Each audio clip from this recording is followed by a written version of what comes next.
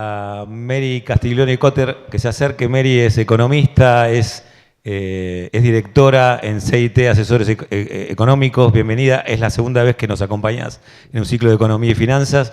Y también le quiero pedir a Fer Marengo. Fer, por favor, adelante, Chief Executive de Black Toro y además profe de la casa. Lucas, adelante vos con ellos. La idea es hablar sobre coyuntura macro, local e internacional. Van a tener un micrófono que van a estar compartiendo entre Fer y Mary, y si ya tenés el ok, adelante. Bueno, seguimos. La gente cambia y yo permanezco acá, así que bueno, vamos a hablar un poquito ahora de temas de coyuntura. Pasamos bien a la parte macro. Tengo acá el machete para recordar un poco lo que habíamos estado viendo como temas claves. Comenzamos hablando de inflación, ¿les parece? María, ¿qué ves en términos de la inflación para los próximos meses? ¿3%, un poquito más, un poquito menos? ¿Qué número te imaginas para el 2026? Bueno, lo primero, gracias por la invitación. Muy lindo estar acá de nuevo, compartir el panel con Fernando, con vos. Un lujo después de Claudio. Así que muy contenta de estar acá. Bueno, ¿qué vemos de inflación? Nosotros en CIT tenemos un relevamiento de inflación, así que te puedo contar un poco lo que a nosotros nos dio el mes de marzo, que es algo muy puntual de coyuntura. Nos dio 2,7, veremos ahora los números oficiales, pero va a estar en torno a 2,7, 2,9, parecido probablemente a lo que fue el primer mes, los 2 primeros meses del año, que son obviamente números altos para lo que era la expectativa que teníamos todos. Sin duda se nota la combinación del efecto demorado de lo que fue la caída de demanda de dinero, ¿no? Y algunos rebotes, pero sobre todo también tuviste componentes puntuales como la carne en los últimos 5 meses, que aumentó muy fuerte, casi medio punto de inflación por mes, la corrección de tarifas, que fue fuerte sobre todo en febrero, en menor medida en marzo, que son todos consecuencias de todo el desorden, digamos, de precios que se heredó, ¿no? Y que lleva tiempo ir digiriendo. Para el mes de abril arrancó, por lo menos si revisamos la primera semana, y pese al aumento del precio de los combustibles, que obviamente en marzo incidió, pero no incidió tanto. ¿En qué sentido? Que el IPC es un promedio del mes. Entonces, a lo largo del mes de marzo fue subiendo el precio de los combustibles y eso te lleva a que el promedio en abril también va a impactar, aunque ahora esté quieto después de la decisión que tomó YPF, ¿no? Pero en líneas generales lo que vemos que abril va a ser un mes de menos inflación que lo que venía siendo marzo, a pesar de todo lo que se difunde.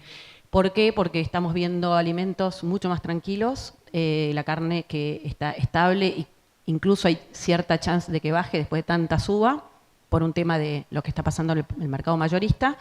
No tenés tanto incremento tarifario, así que eso es lo que un poco estamos viendo. Para el resto del año, en principio lo que estamos viendo es una tendencia que la inflación va a ir bajando. La gran pregunta es a qué ritmo, y eso también va a depender de qué pasa en el mundo, ¿no? de cómo evolucione la dinámica externa, y eso es un desafío que tiene el mundo entero, no solamente Argentina, pero que se suma al desafiante panorama que tenemos para bajar la inflación. Así que yo creo que un punto es este. ¿Qué marco tenemos para pensar que la inflación va a seguir bajando? Lo primero es el ancla fiscal, es decir, seguir con el ancla fiscal y un Banco Central que está haciendo una política monetaria muy prudente, te diría bastante restrictiva. El gran desafío es a qué ritmo va a ir permitiendo que ciertos pesos que compra cuando compra reservas queden en la economía. Hasta ahora el Tesoro los fue absorbiendo. Todas estas cuestiones obviamente iban a ir incidiendo en el ritmo de baja, pero la estabilidad cambiaria que está para quedarse, más allá de algún movimiento que pueda haber en el tipo de cambio, va a ser muy tranquilo, y eso obviamente en Argentina, un país tan dolarizado, es un factor fundamental. Y el tema de las tarifas, que va siendo un poco más moderado. Así que creemos que en ese contexto están dadas las chances para que la inflación siga el sendero a la baja, y después obviamente va a depender mucho también del juego de expectativas en el corto plazo, ¿no? Así que es un panorama que, de vuelta, con una inflación más alta que la que por ahí se preveía unos meses antes, pero que probablemente retome el sendero a la baja, y obviamente a medida que eso pase, se retroalimenta porque hay muchos precios que ajustan por inflación pasada. Por lo tanto, ese es un poquito el panorama que estamos viendo. Hablaste de tipo de cambio, después vamos a charlar un poquito sobre eso. Antes de pasar a Fernando, te hago 2 preguntas cortitas. ¿Te imaginás un noviembre, diciembre con una inflación en torno al 2%? ¿Lo ves factible bajar casi 1 punto? Eso por una parte. Y lo segundo es, ¿qué número final te imaginas para todo el 2026? ¿Inflación en torno a cuánto? Bueno, esto obviamente lo revisamos en función de lo que va pasando, ¿no? Esto es muy dinámico, pero sí, sin duda, de hecho, antes puede haber una inflación de 2%. Vuelvo a decirte, depende de qué pase con el precio del combustible y cómo eso impacte en las decisiones locales del precio del combustible y los efectos después de segunda ronda.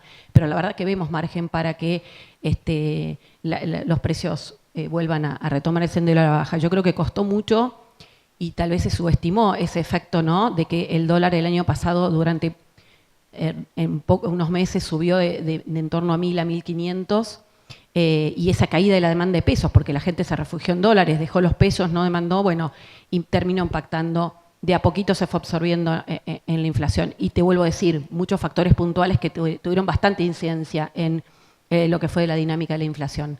Así que yo creo que sí, obviamente, dependiendo, vuelvo a decirte, que se cumpla este pronóstico de que el precio del combustible no vuelva a tomar el sendero al alza, que se pueda sostener, pero esto es algo que no depende de nosotros, no lo sabemos todavía, ¿no? Pero sí, la respuesta es sí. Nosotros hoy estamos con una inflación esperada en torno al 25 para fin de año. Algunos colegas tienen una inflación un poco más alta, pero nosotros creemos que hay chances para que esto se verifique. Vamos a verlo mes a mes, obviamente.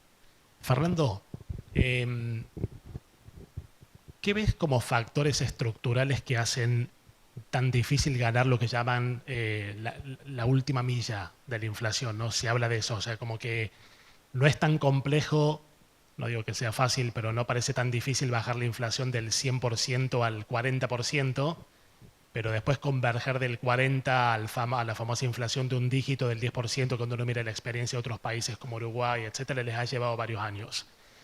¿Algo de esto puede haber en Argentina? ¿Qué ves de estructural? ¿Por qué cuesta tanto la última parte de la batalla contra la inflación? Bueno, buen día. Muchas gracias por la invitación.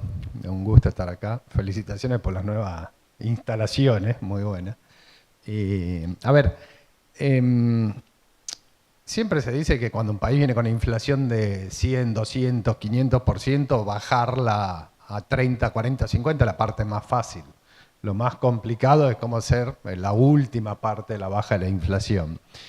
El año pasado cerramos con una inflación un poco arriba del 30%, veníamos de 200, bajarlo a 30% es todo un logro, aunque tiene sus costos, por otro lado, parte de lo que planteaba Claudio en el panel anterior, la baja de la inflación demanda mejora de productividad, y es algo a lo cual Argentina no estamos preparados.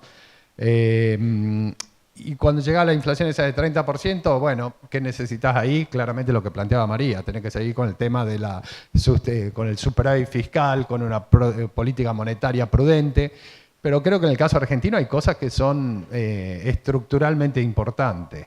Una, claramente, tipo de cambio. Cuando decimos por qué se aceleró la inflación durante los primeros meses de este año, bueno, comparto lo que decía María, digamos, mucha gente el año pasado decía hay que dejar que se vaya el tipo de cambio, así mejoramos productividad, aumentan las exportaciones y el Banco Central puede comprar dólares. Y esa no es la historia argentina. La historia argentina es que cuando el tipo de cambio se va, ¿qué hacemos todo? Tratamos de ajustar nuestro ingreso al nuevo nivel de precios. ¿Para qué? Para no perder en dólares, porque todos pensamos en dólares. Entonces creo que Argentina tiene temas estructurales, financieros, por ejemplo. Otros temas estructurales, de nuevo, Argentina viene de 20, 30, 50 años donde todos los negocios eran financieros. Yo digo, ¿cómo se ganaba plata en Argentina? Yo tenía que ir al Banco Nación, tomo un crédito a tasa fija, si era menor que la inflación mejor, y después con esos pesos tenía que comprar dólares o cuasi dólares al tipo de cambio oficial. Y después me tenía que sentar a esperar. ¿A esperar qué? Que la inflación haga todo el resto del trabajo. Me tenía que licuar los salarios, tenía que licuar la deuda, tenía que licuar los intereses, tenía que licuar los proveedores, y así ganábamos plata. Ahora, cuando la inflación empieza a bajar, toda la economía empieza a tener un desafío estructural. Y dentro del desafío estructural también entra el sistema financiero.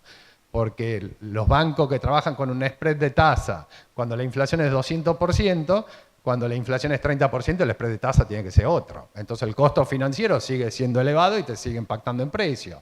Y después otros temas, que también temas de infraestructura, temas de logística, riego país, un montón de cosas que hacen a los costos argentinos.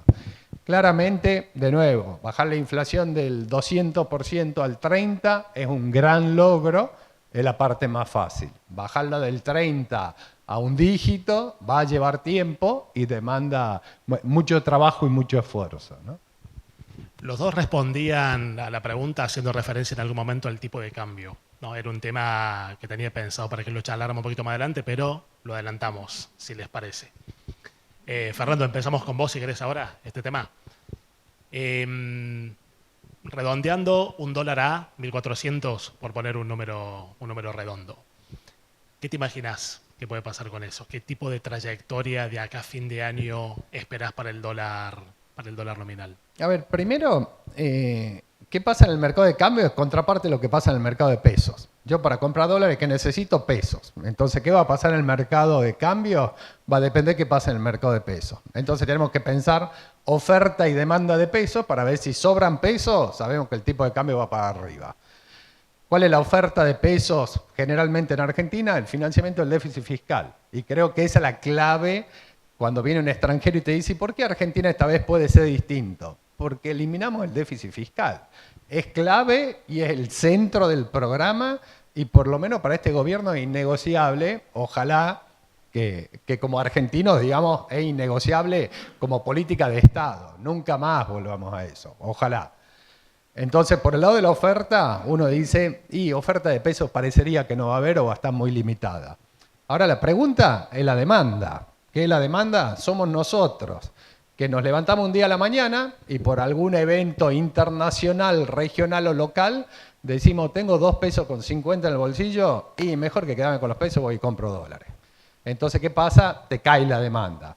Y aunque no tengas oferta, cuando te cae la demanda, hay pesos que sobran y esos pesos que sobran empieza a perder reserva el Banco Central, el tipo de cambio se va para arriba, todos queremos mantener nuestro ingreso en dólares, entonces subimos los precios y es la historia de los últimos 70 años de Argentina.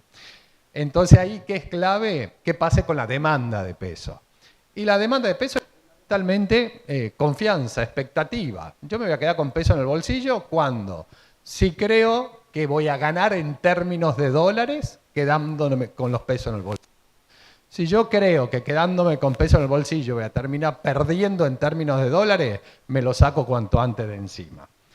¿Cuáles son las buenas noticias? La buena noticia es que después del proceso de dolarización del año pasado por el periodo electoral, hay pocos pesos dando vuelta. Primera buena noticia. Segunda buena noticia, que este año no hay elecciones. Entonces uno dice, el año pasado salimos todos corriendo a comprar dólares. Compramos entre abril y octubre 32.000 millones de dólares, que son 5 puntos del PBI. 5 puntos del PBI en 7 meses lo sacamos de poder de compra y lo metimos en el colchón, para tener una idea de la magnitud. Entonces hay pocos pesos, no hay elecciones, uno diría debería mantenerse estable, pero siempre sabiendo que cualquier evento internacional, regional o local, político, económico, social, que nos diga, che, prefiero no tener peso en el bolsillo, prefiero tener dólares, te cae la demanda y aunque no haya oferta, te pueda presionar. ¿Qué creo? Como escenario base, que el tipo de cambio va a estar muy estable, que de acá a fin de año puede tener una depreciación entre 10, 12, 15%, no mucho más que eso, y por lo que planteaba María, digamos, respecto a la proyección de inflación, por debajo de inflación, lo cual querría decir si uno es exportador y los costos en dólares van a seguir subiendo, ¿no? Eso te iba a decir, no te habías jugado con un número, con un porcentaje hasta que al final tiraste lo del 10-12%, ¿no? A ver, yo creo que también, y como empresarios, tenemos que tener presente que en Argentina hay un cambio estructural. ¿Cuál es el cambio estructural? Venimos de un modelo sustitutivo de importaciones que hacíamos una mala asignación de recursos, subsidiando la producción de bienes que podemos importar más barato, ¿dónde? En los conurbanos. Y este gobierno por algún motivo dijo vamos a insertarnos en el mundo y vamos a producir aquellos bienes en los cuales tenemos ventaja. Y ahí el tema estructural, ¿cuál es? Que no está en los conurbanos, sino está sobre la cordillera. Yo hace 2 años le vengo diciendo a mis clientes, empiecen a ver la cordillera, porque los negocios están sobre la cordillera ahora. Ahora, si esa cordillera explota con el potencial que tiene, Argentina va a ser carísima en dólares. Entonces vuelvo al tema estructural, productividad. Argentina sigue con este modelo, empieza a explotar más vaca muerta, petróleo, gas, empieza con cobre, sigue creciendo litio, plata.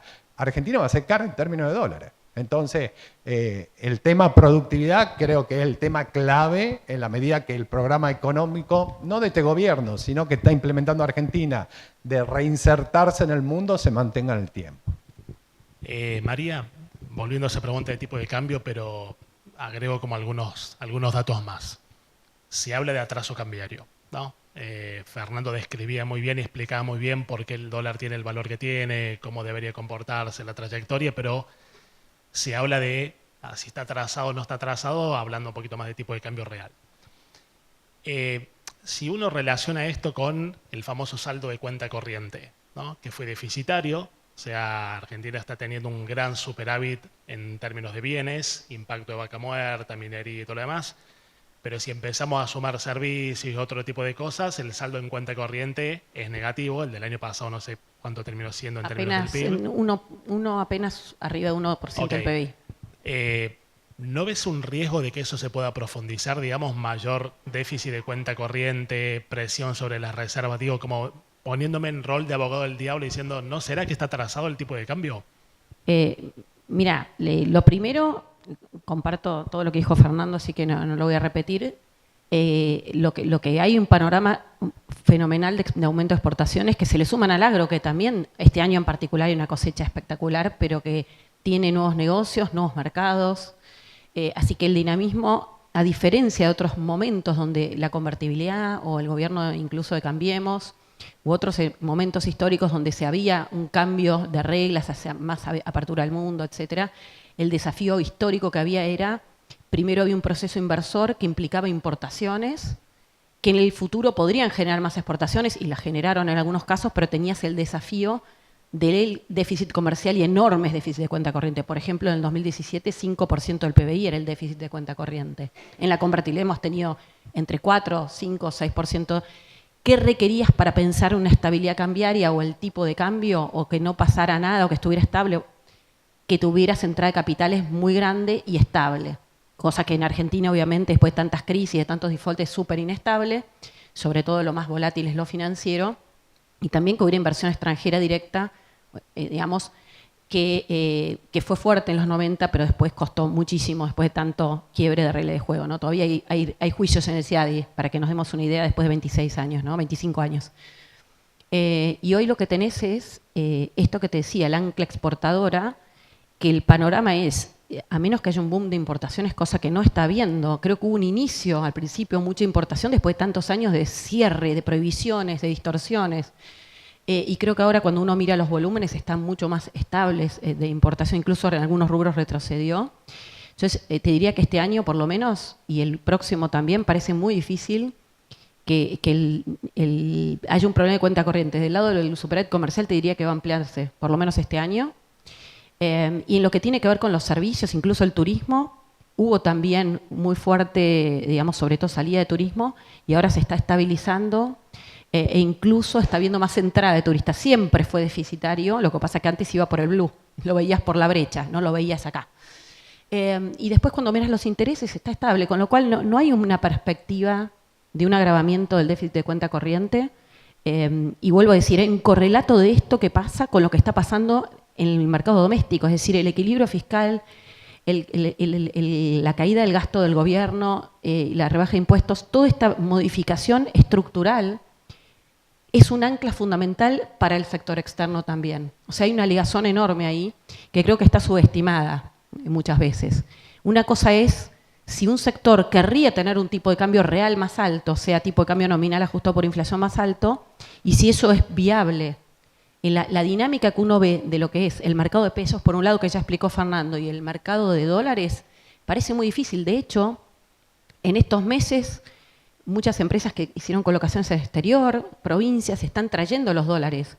Las inversiones del RIGI están empezando a entrar, por ejemplo, todo lo que es Vicuña está empezando a entrar, va a empezar fuerte, y lo que explican es que la minería, a diferencia de la energía, el 90% de esa inversión se gasta internamente, no demanda tantas importaciones, con lo cual es un panorama muy bueno desde un lugar productivo, desde la abundancia de divisas, que entre paréntesis yo soy de la tesis de que a Argentina nunca le faltaron dólares. Lo que faltó es confianza para que esos dólares queden en el sistema.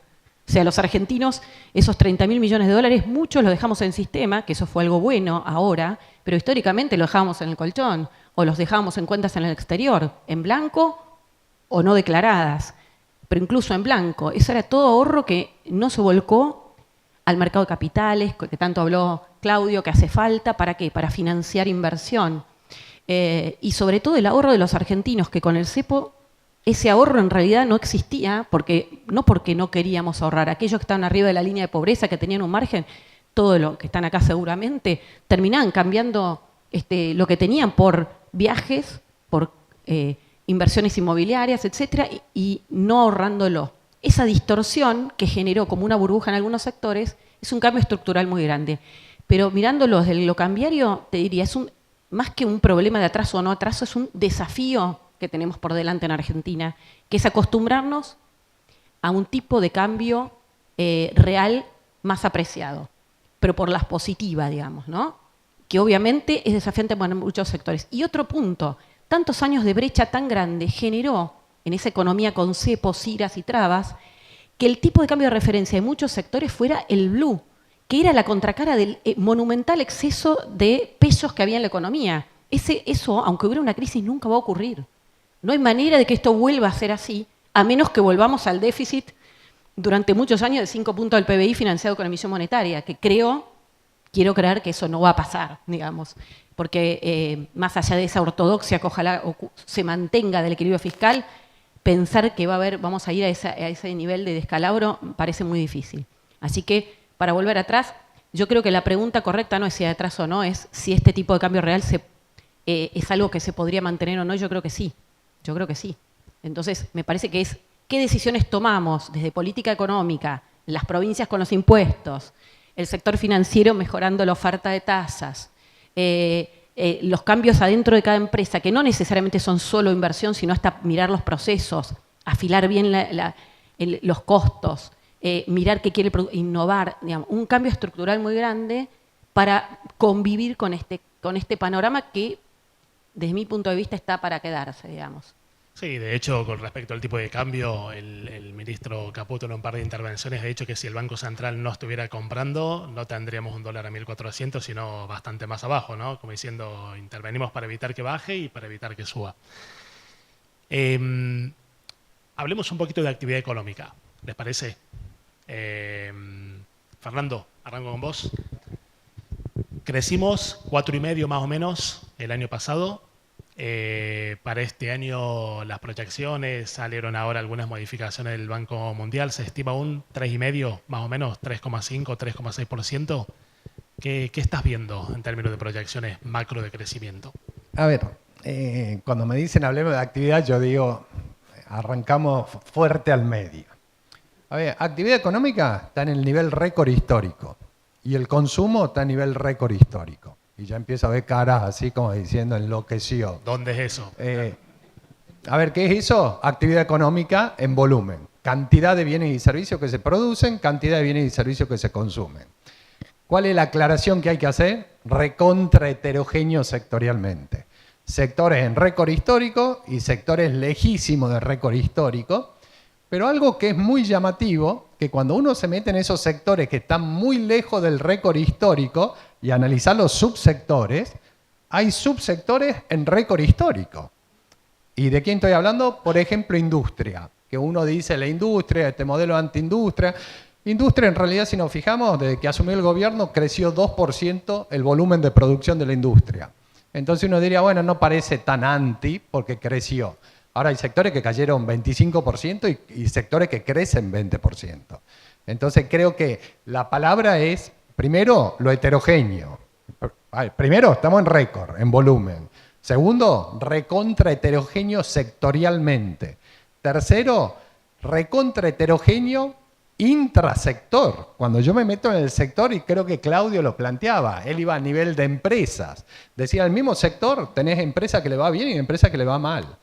Y ahí yo digo, la percepción que tenemos es una percepción de que actividad anda mal, que el consumo anda mal. Y yo digo, pará, porque si lo medimos en volúmenes, no anda mal. Es más, está muy bien. ¿Cuál es el problema? El problema es rentabilidad. Cuando yo digo, sí, bueno, está bien, muevo un montón de paquetes, pero gano menos plata que antes, o muevo un montón de paquetes y pierdo plata, vuelvo a lo que decía antes de la renta financiera. Cuando vemos los balances de cualquier compañía los últimos 10, 15, 20, 30 años, había un renglón que se llamaba renta financiera y era gran parte del negocio en Argentina. Yo digo, en Argentina no importaba si uno vendía autos, camiones, zapatillas o sándwiches de milanesa, lo importante era el resultado financiero. Todo el negocio era financiero. Cómo compro, cómo vendo, cómo estoqueo, cómo me financio y cómo licúo todos los gastos. Ese era el negocio.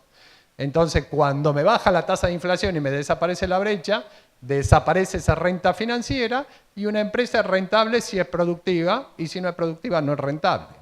Entonces creo que mezclamos bajo el concepto actividad económica un montón de cosas, incluyendo la rentabilidad, entonces la percepción es que no anda. A ver, ¿cuál es la perspectiva? La perspectiva cuando uno quiere explicar crecimiento de corto plazo este año, si uno quiere explicar de largo plazo qué va a pasar en Argentina en los últimos 20 años, tenemos que explicar qué va a pasar con la inversión, con la mano de obra y con la productividad. Eso es lo que explica crecimiento de largo plazo. Crecimiento de corto plazo lo explica si tenemos plata en el bolsillo o no, la demanda. Y cuando uno dice, ¿hay algunos shocks positivos de demanda? Sí, una cosecha agropecuaria en volumen importante, con suba de precios internacionales, se esperaría menos compra de dólares de parte de los argentinos que el año pasado. ¿Por qué? Porque hay menos peso y no hay elecciones, entonces uno diría vamos a comprar menos dólares, y si compro menos dólares estoy dejando más plata en la calle. Y el cuarto factor que debería ayudar es que si compro menos dólares va a haber más peso dando vuelta, eso debería subir la capacidad prestable, el crédito y ayudar a que crezca el crédito. Cuando uno pone estos 4 factores, uno dice, ¿y qué puede pasar? Y yo te diría, este año creo que actividad económica podría crecer cerca del 5%. Y de nuevo uno dice, parece mucho. Cuando uno se fija el nivel alcanzado en enero, y si uno supone que se estanca en enero todo el año, ya creceríamos 2,3%. Por arrastre. Por arrastre estadístico. Ya creceríamos 2,3%. Crecer 5 quiere decir el resto del año crecemos 2,3 más, 2,5 más. Entonces no es una locura. Y es nuestro escenario base. ¿Hay un escenario negativo? Sí, claramente. Que pase algo, que mañana salimos todos corriendo a comprar dólares, nos sacamos los pesos del bolsillo, sube el tipo de cambio, sube la inflación, todo el poder de compra que vamos a comprar dólares, deprimimos actividad económica y terminamos cerca de cero.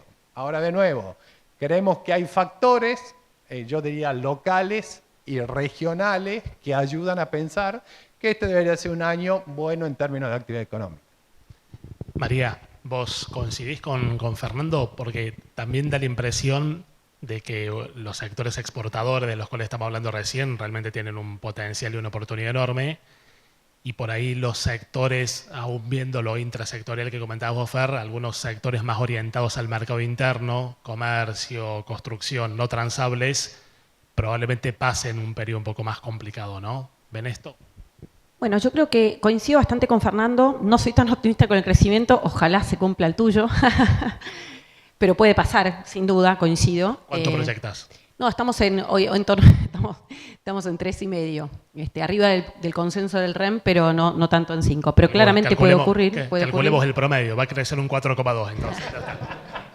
No, pero coincido que puede pasar. Lo que pasa es que difícil, en Argentina es muy impredecible en el corto plazo, pero así como subestimamos el efecto rebote, digamos, de lo que fue la dolarización y cómo eso obviamente lo vimos, como el crecimiento del año pasado, que podría haber sido muchísimo más alto, fue 4,4, fue la contracara de esto, ¿no? El que está asustado, en vez de consumir, en vez de embarcarse en algo o en una pyme, en vez de embarcarse en un proyecto, se compra dólares y se queda esperando.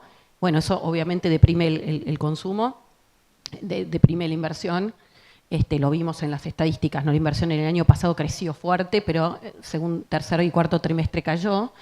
Y bueno, obviamente esto terminó impactando en el crecimiento, que podría haber sido de vuelta mucho más alto. Esto puede pasar a la inversa este año, como decía Fernando, y esto depende un poco de la decisión de la gente, ¿no? Pero claramente también desde algunos otros indicadores que estamos viendo, por ejemplo, ayer salieron varios del datos de marzo, que fueron muy buenos. muy buenos en términos de, te digo, que superaron un poco lo que creíamos, la construcción en particular, o sea, datos positivos, que marcan que no solo todo lo que es la inversión en vaca muerta, las ligados a la minería, o sea, sectorialmente la construcción va a tener un efecto o un crecimiento muy grande en este sector de la cordillera, también está empezando a verse una activación de las concesiones viales y mantenimientos de rutas, algo que hacía mucha falta. Esto está arrancando y hay varios otros proyectos que creo que van a ayudar a la construcción, que es uno de los rubros que venía como más demorado, y esto es positivo en mano de obra, en esa mano de obra que además a su vez consume, y por otro lado en lo que tiene que ver con sectores industriales ligados a la construcción, ¿no? Que venía de años con un ritmo, a un nivel bastante alto para lo que era la economía, que era justamente el refugio, ¿no? El cepo implicaba que la gente con la brecha se refugiaba en ladrillos. Entonces tenías como una actividad ligada o derivada a todo este problema o de distorsión de la economía, ¿no? Y costó ordenar. Y ni hablar el tema de que no había obra pública, ¿no? Segundo tema, coincido con Fernando, en la industria tenés mucha heterogeneidad, pero por otro lado, después de 2 años de volver a absorber el enorme estoqueo, la distorsión que había con esas señales que te daba la economía anterior, yo creo que fue un proceso de transición muy grande y también de muchas empresas que creían que el dólar iba a estar en otro nivel y esperaron o no bajaron sus precios, aguantaron, como bien contó Claudio.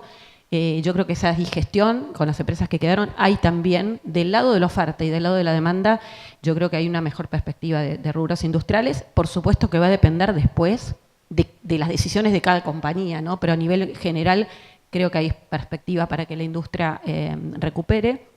Datos por ejemplo, ayer salieron los autos, también volvió a crecer y creo que ahí mucho tuvo que ver de vuelta, que está habiendo de vuelta tasas más bajas y cierto crédito prendario o incluso las propias compañías que bajaron precios nominalmente. La baja del impuesto, ¿no? También va a influir, muchos esperaron, dijo, van a bajar los impuestos, van a bajar los precios, espero. Está habiendo mucha más oferta y variedad. Entonces yo creo que desde ese punto de vista es un año que vamos a empezar a ver varios de los sectores rezagados mejorar. Ahora, ¿a qué ritmo? De vuelta, lo que contaba Fernando complementaría. ¿A qué pasa con la demanda de corto plazo de la gente? Va a depender mucho de la confianza, ¿no? Mucha de lo que no se hizo, no se decidió el año pasado por miedo o por una expectativa de un salto cambiario que no ocurrió, que entre paréntesis, nosotros en CIT nunca abonamos, y vos creo que Fernando tampoco, pero éramos minoría, lamentablemente, llevó a eso, ¿no? Y creo que mucho de eso que no pasó probablemente ocurra este año, y obviamente es endógeno, lo llamamos endógeno, depende un poco de eso, y eso como mueve la rueda, por supuesto que los comercios necesitan de ello. También el tema turismo, que como te decía antes se está moviendo más, está impactando en algunas ciudades positivamente, y esto es de a poco. Porque también el turismo, que es una actividad que creció mucho de la mano del turismo doméstico o de los que cruzaban la frontera a comprar por la brecha y nosotros cruzábamos a comprar a Chile ropa, electrónicos, neumáticos y ellos venían a comprar otras cosas con la brecha, que es una distorsión espantosa. Bueno, ahora lo que va es el desafío de cómo lograr crecer de la mano de un enorme potencial que tiene Argentina también ahí y ser competitivos y también para los turistas domésticos, ¿no? Saber que mi competencia es el mundo, no es la ciudad de al lado, ¿no? Y creo que ese es un aprendizaje que está en proceso. Entonces me parece que hay sectores en ese sentido que este año van a haber mejoras, pero va a depender mucho, va a seguir siendo heterogéneo y va a depender mucho de las decisiones que tome cada uno en este nuevo contexto, ¿no? Y aproveche las oportunidades. Y otra gran pregunta, el ritmo va a depender también de cuánto baje la tasa. Las tasas de créditos personales, de créditos un poco más largos para empresas que bajando las tasas de corto plazo, todavía las vemos medio inelásticas, y la otra es aprender a financiarse en el mercado de capitales, que bien Claudio contaba, que tiene hoy instrumentos más accesibles, ¿no? Pero que todavía no todos las utilizan, ¿no? Para poder, ¿por qué digo esto? Para poder favorecer al consumidor, pero también a las empresas para poder innovar, invertir, que esta es la clave, ¿no? Fundamental. Algo que en Argentina no se podía hacer porque era solo con caja, ¿no?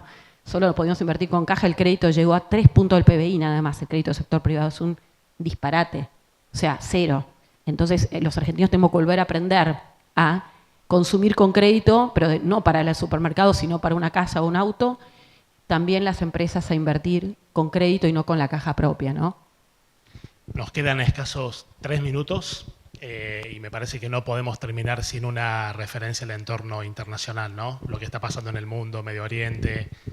Entonces, para hacerlo rápido, les pediría a los dos su opinión acerca de, o una valoración acerca de lo que está pasando en términos de si es más una oportunidad que un riesgo para Argentina, lo que tiene que ver con precio del petróleo, con estos movimientos geopolíticos, o lo ven más como un riesgo que como una oportunidad. A ver, el contexto internacional, más allá de la locura de la guerra, todos los costos de distintos tipos, es favorable. ¿Qué te está pasando? Te sube el precio del petróleo, subió el precio del oro, el precio del litio, el precio de la carne, el precio de la soja. El contexto de precios internacionales es favorable para Argentina. El último, entre comillas, empujón fue la suba del precio del petróleo. Entonces creo que desde ese punto de vista es favorable, desde el punto de vista microeconómico, de precio es negativo, porque sube el precio de la carne y pondera 8% en el IPC, entonces me pega en inflación. Sube el precio de los combustibles, me pega directa e indirectamente en inflación. Entonces, está bien, como país nos sirve, nos dificulta el dato de inflación, pero como país yo creo que resulta positivo. Lo segundo del contexto internacional que afecta a cualquier país, cómo le va a los socios comerciales. Si le va bien a mis socios comerciales, le vendo más. Si le va mal, él me vende a mí. ¿Y qué es esperable? Digamos, a ver, yo diría primero que el precio del petróleo se mantenga en estos niveles, yo creo que por algún tiempo, no creo que la crisis en Irán esté resuelta. La expectativa es que después empiece a bajar, pero que cuando baje no vuelva a los niveles anteriores. Entonces, alto, va a tender a bajar, pero no vuelve a lo que se esperaba a principio de año, o sea, van a ser precios relativamente elevados. Respecto de actividad económica, a ver, creo que la suba del precio del petróleo va a generar una desaceleración de actividad económica. Creo que hoy el Fondo Monetario debería sacar su estimación de primavera de qué está viendo de crecimiento para este año. Estás hablando del mundo, ¿no? Sí, del mundo. Y ahí, ¿qué tenés? Básicamente vas a tener una Europa golpeado, un Japón golpeado, todo lo que son importadores de energía, bueno, muy golpeados. El tercer factor es capitales, si vienen capitales o salen capitales de Argentina, y ahí el mundo está experimentando, yo diría hace un par de años, un proceso de diversificación de portafolios. Antes había una crisis, salíamos todos corriendo a comprar bonos del Tesoro americano. Bueno, ahora eso no ocurre. Y dentro del proceso de diversificación se vio suba del precio del oro, suba del precio del franco suizo, baja del riesgo país de emergente, pero fundamentalmente de América Latina. América Latina está reduciendo la sobretasa que paga respecto al resto del mundo. Entonces creo que dentro de este proceso de diversificación de portafolio, América Latina parece como un activo que el mundo está dispuesto a comprar. El cuarto factor, que yo digo para bien o para mal, nos guste o no nos guste, a fin del año pasado Estados Unidos sacó un documento que se llama su Estrategia de Seguridad Nacional. Y básicamente yo lo resumo en 2 bullets. El primero le dijo a Europa, hacete cargo de financiar tu defensa. Yo no te financio más la defensa de Europa. El segundo punto que dice Estados Unidos en ese documento es, hace décadas que yo no me encargo de América Latina, de ahora en más yo vuelvo a poner mi foco en América Latina. Y está claro que la política de Estados Unidos es el garrote y la zanahoria. La zanahoria para el amigo, el garrote para el enemigo. Y yo digo, caso de zanahoria, el salvataje a Argentina en septiembre del año pasado, una zanahoria. Yo estuve hace 2 semanas dando una charla en Bolivia con el jefe de gabinete de Bolivia y la primera declaración que hace, nos alineamos 100% con Estados Unidos, la primera decisión política. Chile, Perú, habrá que ver qué pasa con Brasil y Colombia este año que tienen elecciones, pero claramente Estados Unidos buscando una definición que se llama materias primas seguras. ¿Qué están buscando? Que China pasó con África y se metió mucho en América Latina y lo empezó a desplazar a Estados Unidos porque Estados Unidos no entraba en América Latina, tratar de volverlo a sacar a China de América Latina. ¿Por qué? Porque quiere provisión de materias primas seguras, aun si el precio es mayor al de mercado. ¿Qué quiere?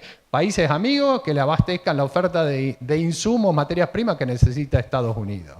Caso de enemigo, bueno, claramente Maduro, entraron anoche, lo sacaron de la cama y se lo llevaron a la justicia americana. Cuba, le dicen vos sos el próximo. Brasil es muy llamativo, Estados Unidos vetando visa a miembros de la Corte Suprema brasilera El 15 de abril Lula tenía un viaje a Estados Unidos y lo suspendió porque dos grupos delictivos brasileños, Estados Unidos los definió como terroristas.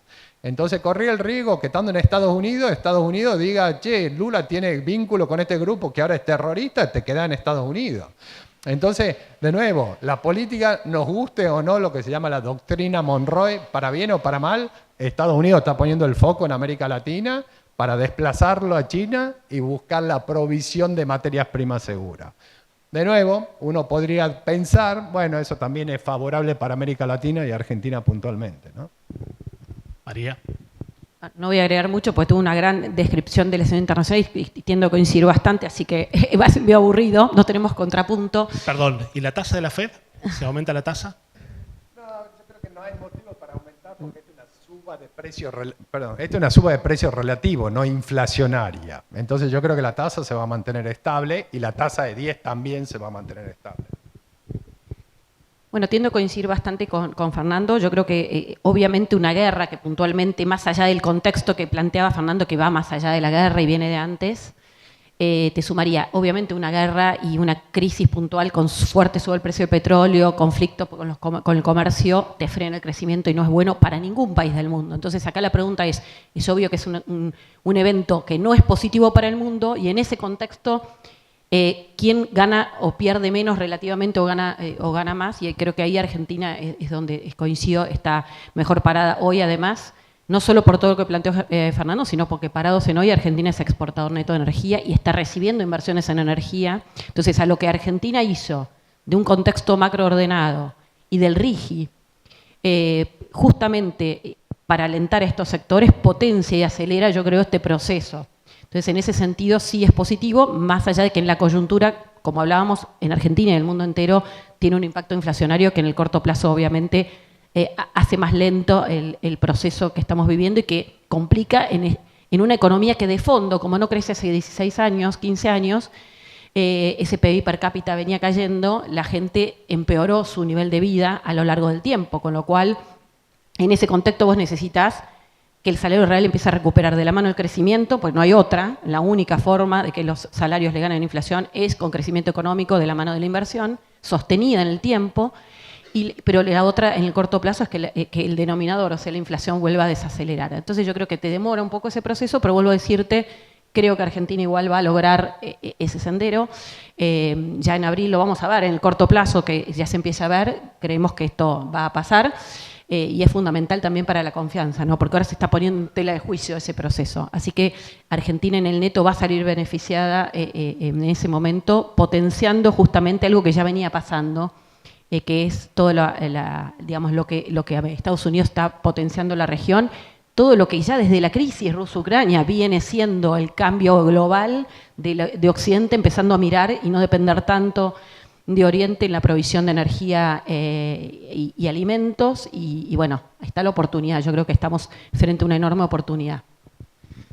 Bueno, María, Fernando, estamos en tiempo cumplido, pasado de hecho. Creo que hicimos un buen relevamiento de temas de actividad, inflación, tipo de cambio, el entorno. Creo que los dos comparten una visión muy optimista, muy auspiciosa para Argentina, ¿no? A pesar de las dificultades, del entorno, de esta cuestión de crecimiento a distintas velocidades, de la última milla contra la inflación, pero me parece que nos dejan una visión muy alentadora. Como bien dijeron los dos, depende de muchas variables no controlables. Si el entorno mundial cambia en otro sentido nos puede complicar, pero nos vamos con una visión muy alentadora, muy optimista, y eso desde el punto de vista de los negocios creo que es muy bueno. Así que agradecerles mucho por el tiempo, por los conceptos y como siempre ojalá volvamos a tenerlos acá con nosotros. Muchas fuerte, gracias. Un aplauso. Muchísimas gracias. Gracias Lucas, a vos también. Gracias Fernando, Mary. Les pido que se queden un minuto nada más. Ustedes saben que Lucas está a cargo, por lo menos hace casi un poquito menos de un año, pero de lo que es nuestro nuevo informe económico mensual. Está bien, un informe que arrancó hace 20 años casi, de la mano de Juan Yach, y que hace varios meses que tiene a cargo, y es una de las cosas que más leen ustedes en este sentido, así que se los cuento. Gracias Lucas por estar. Gracias a vos, gracias. Y un aplauso también para Lucas. Y les cuento que vamos a hacer un pequeño break de unos 20 minutos, 25, Estuvimos recién hablando un poquito del sistema financiero y ahora vamos a hablar un poco más acerca de innovación en el sistema financiero. Por eso vamos a estar recibiéndolo a Gastón Irigoyen. Gastón es el cofundador de Pomelo y actual CEO de Pomelo. Están físicamente acá mismo en este mismo edificio y va a estar entrevistado con Martín Schleicher, que ya lo veo en el fondo. Profesor Martín Schleicher, nuevo director académico de Alumni. Un placer tenerte acá, Martín. Sí, un aplauso grande también. Y después vamos a tener la oportunidad de escucharlo a Luciano Laspina. Luciano es el nuevo director ejecutivo de CIPEC y vamos a estar hablando de la agenda de políticas públicas pendientes en el país. Así que los invito a seguir conociéndose, haciendo networking, tomar un cafecito más y vernos acá de nuevo en 20-25 minutos. ¿Ok? Gracias.